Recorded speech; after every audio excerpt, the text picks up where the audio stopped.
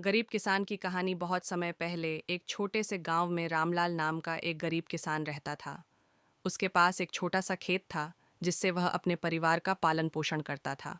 रामलाल ईमानदार और मेहनती था, लेकिन उसकी फसल अक्सर मौसम की मार झेलती और वह कर्ज में डूबता जा रहा था। संघर्ष की शुरुआत हर साल रामलाल सुबह सुबह खेत में जाता, मिट्टी को जोतता, बीज बोता और उम्मीद करता कि इस बार अच्छी फसल होगी।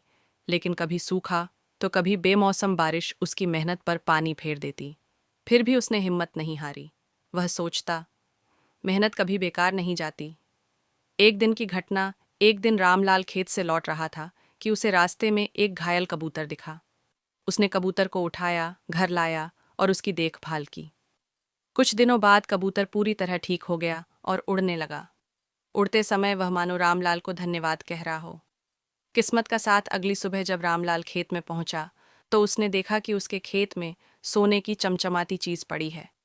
उसने पास जाकर देखा तो वह एक सुनहरी मुर्गी थी। रामलाल उसे घर ले आया। आश्चर्य की बात यह थी कि वह मुर्गी रोज एक सोने का अंडा देती थी। अब रामलाल की गरीबी दूर हो गई।